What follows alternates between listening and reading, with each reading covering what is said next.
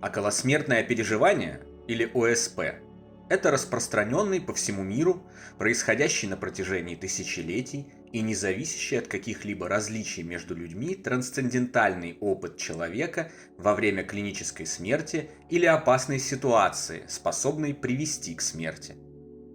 Во время ОСП сознание человека, душа, дух, астральное или духовное тело отделяется от физического тела.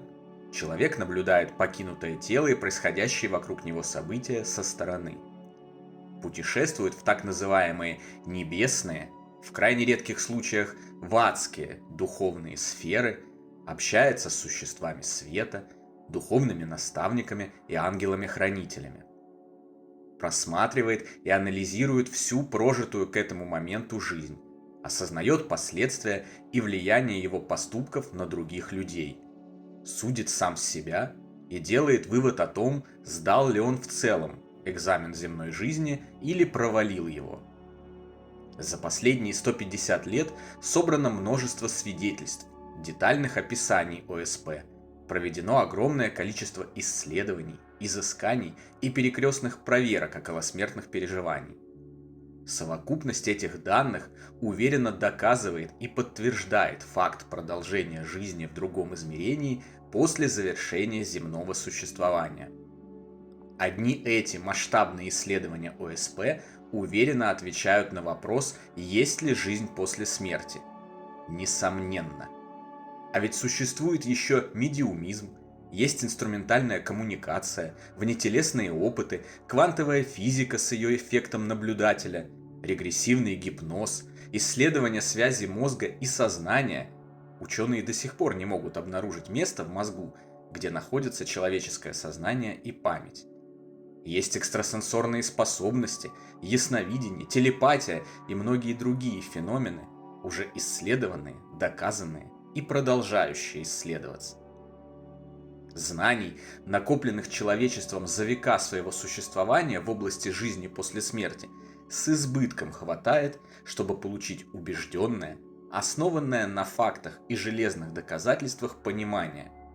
Так называемая смерть – это не конец, а всего лишь переход от одной формы жизни к другой, более прекрасной и комфортной.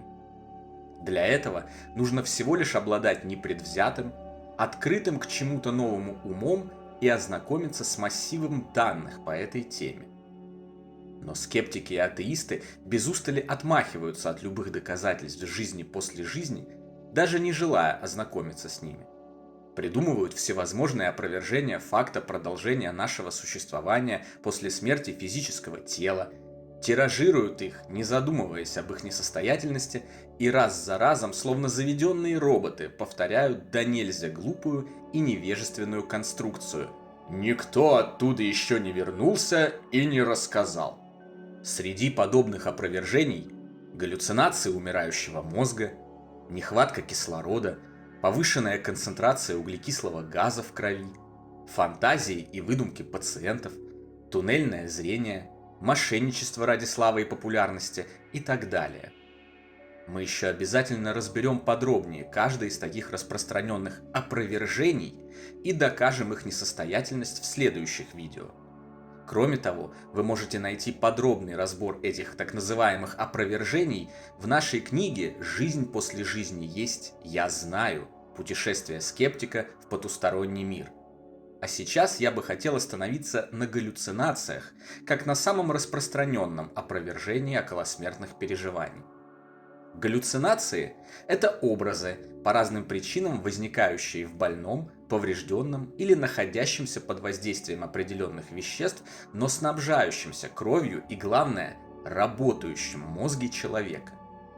Обычно это спутанные видения, голоса или звуки устрашающего характера, характер которых ничего общего с ОСП, в котором сознание, наоборот, проясняется, а все переживаемые события носят исключительно позитивный характер, не имеет.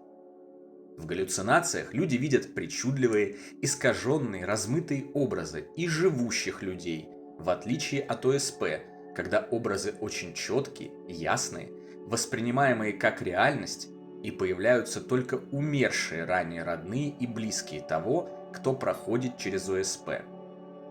Кроме того, галлюцинации как продукт мозга могут происходить исключительно при включенном, работающем мозге. В состоянии клинической смерти мозг отключен, он не работает. Следовательно, и галлюцинаций никаких быть не может. Бывают ОСП, никак не связанные с повреждениями мозга. Например, в случаях, когда человек падает с большой высоты, оказывается в или авиакатастрофе и чудом избегает гибели, и других обстоятельствах, когда наступление смерти воспринимается как неминуемое. Тело и мозг в таких случаях могут вообще не получить никаких повреждений, а человек все равно испытает ОСП. Но есть еще одно, самое убедительное доказательство, опровергающее мнение скептиков и ученых о том, что ОСП – это всего лишь галлюцинации угасающего сознания, которые генерируются поврежденным мозгом. Дело в том, что околосмертное переживание – это не всегда только и сугубо личный опыт умирающего. Ученые, проводившие исследования ОСП, уже в 70-х годах прошлого века столкнулись со случаями, когда родные и близкие людей, находившихся в критическом состоянии, сообщали, что в эти эмоциональные моменты они становились свидетелями событий, подозрительно напоминавших образы ОСП. Так, например, кто-то, находясь у постели умирающей мамы, вдруг осознавал, что движется сквозь темный туннель. Видит палату, тело матери и свое собственное тело со стороны. А затем попадает в места невиданной красоты, встречая там ангелов без крыльев, мысленно передающих им сообщение, что все будет хорошо.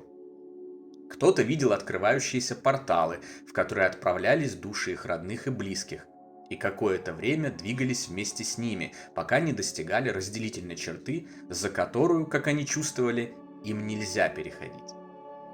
Другие сопровождали пациентов, испытывающих ОСП в небесных сферах, до их встречи с другими, ранее усопшими родственниками, а затем слышали голос, сообщавший, что дальше им идти нельзя и пора возвращаться. После чего видение пропадало, а они снова обнаруживали себя в палате медицинского учреждения. Сначала исследователи не стали обращать на сообщения о таких случаях внимания. Как и скептики, они посчитали, что это либо галлюцинации, либо фантазии особо впечатлительных родственников умирающих пациентов. Но время шло. Свидетельств о похожих случаях становилось все больше. Они поступали из разных точек света, и все были похожи не только друг на друга, но и содержали все признаки классического околосмертного переживания. Исследователи были вынуждены обратить внимание на этот феномен и тщательно изучить его. В итоге, в результате многолетних изысканий и проверок, они пришли к выводу, что в некоторых случаях действительно эмоционально близкие к умирающему человеку люди способны испытать околосмертное переживание вместе с ним. При этом описание конкретных образов и стадий ОСП как выжившего пациента, так и сопровождавшего его близкого часто совпадают. Этот феномен назвали совместное ОСП или разделенное ОСП. Он подробно, вместе с разбором конкретных случаев конкретных людей, описан в книгах таких известных ученых, посвятивших исследованию ОСП своей жизни, как Реймонд Моуди, смотри книгу «Проблески вечности», или Мелвин Морс, смотри книгу «Преображенные светом» и других. Например, известен случай, когда одна семья собралась у постели своей матери, находившейся в тот момент в критическом состоянии здоровья в больнице. Они, полные печали, неустанно дежурили рядом со своей любимой мамой. В какой-то момент одна из ее дочерей почувствовала необъяснимый поток радости, позитива и любви. Затем она увидела, что комната меняет свои пропорции и формы.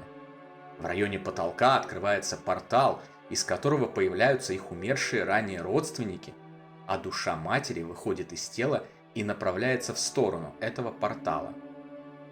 Повернув голову к своей сестре, стоявшей рядом с ней, преисполненная мыслями о том, что на почве горя она сошла с ума, девушка увидела, что та тоже смотрит в сторону портала с раскрытым ртом. Когда ОСП закончилось, девушки подтвердили друг другу, что видели одно и то же.